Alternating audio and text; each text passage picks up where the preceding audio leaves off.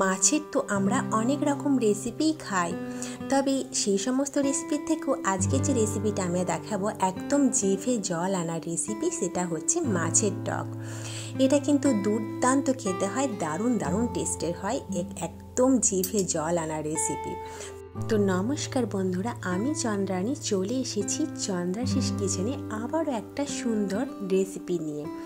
তো আজকে যে আমি রেসিপিটা বানাবো মাছের টক, এই মাছের টকের জন্য আমি 4 পিস মতন রুই মাছ নিয়ে নিয়েছি। তারপর এই মাছগুলো 1 চামচ মতন নুন এবং হাফ চামচ মতন হলুদ মাখিয়ে নেব। মাখিয়ে আমি 15 মিনিট রেখে দেব। এদিকে আমি মাছের টক রান্না করার জন্য আমি কিছুটা মতন তেঁতুল, কালো তেঁতুল জলের মধ্যে ভিজিয়ে রাখবো। মোটামুটি মিনিট 15 মতন ভিজিয়ে রেখে দেবো। তারপর একটা প্যানে আমি মোটামুটি 3 চামচ মতন সর্ষের তেল দিয়ে দেব। একদম ধোঁয়া ওঠা গরম হলে মাছগুলো ছেড়ে দেব। একদম মাছগুলো ভাজবো হাই ফ্লেমে। প্রথমে 1-1.5 মিনিট একটা পিঠ ভেজে নেওয়ার পর আরও 1-1.5 মিনিট আর একটা পিঠ উল্টে দিয়ে ভেজে নেব।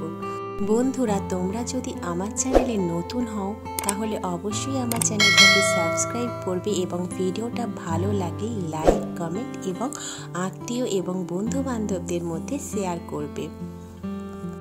এদিকে 15 মিনিট আগে আমি যে তেঁতুলগুলো ভিজতে দিয়েছিলাম, দেখো এর জলটা কত কালো হয়ে গেছে।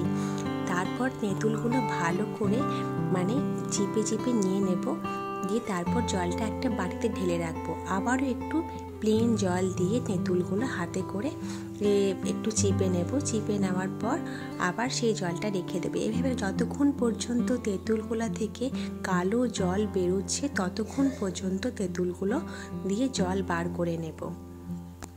মাছের আমার দুটো পিঠই মোটামুটি ভাজা হয়ে গেছে। তারপর মাছগুলো আমি একটা পাত্রে তুলে নেব। মাছের টক রান্না করার জন্য আমি কেবলই হাফ চামচ তেল নিয়ে রান্না করব। আর দেব দুটো ছোট ছোট শুকনো লঙ্কা এবং 1/3 চামচ 5 ফোড়ন, 1/4 চামচ হলুদ গুঁড়ো।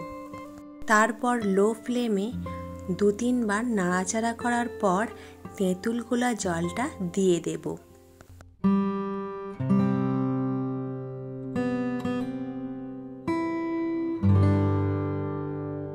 তারপর আমি দেব 1/3 চামচ নুন এবং 2 চামচ মতন চিনি। চিনিটা একটু দিই মিষ্টি মিষ্টি হওয়ার জন্য, টকটা কিন্তু খুব বেশি মিষ্টিও হবে না, আবার খুব বেশি টকও হবে না, একদম টক মিষ্টি এরকম পুরো হবে। আমার চামচটা ছোট হওয়ার জন্য এতবার দিতে হলো। মোটামুটি টকটা 3-4 মিনিট ফোটার পর আমি ভেজে রাখা মাছগুলো দিয়ে দেব।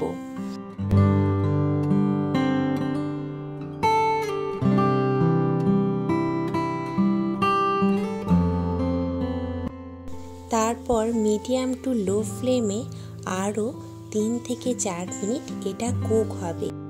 প্রথমে 2 মিনিট কুক হওয়ার পর একবার মাছগুলো উল্টে দেব, দিয়ে তারপর আরও 2 মিনিট এভাবে কুক হবে।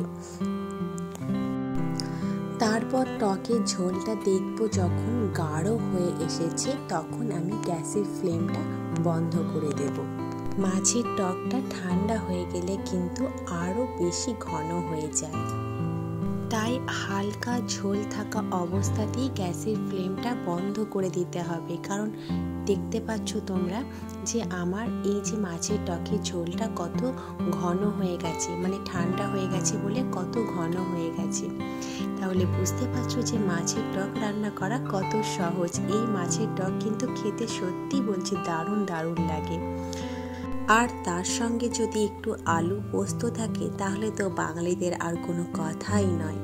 তাহলে বন্ধুরা, তোমরাও বাড়িতে বানিয়ে দেখবে আর কমেন্টে লিখে জানাবে মাছের ঠিক কোন রেসিপিটি ভালো লাগে। তাহলে বন্ধুরা, আজ তাহলে চলি, দেখা হবে নেক্সট ভিডিওতে একটা সুন্দর রেসিপি নিয়ে।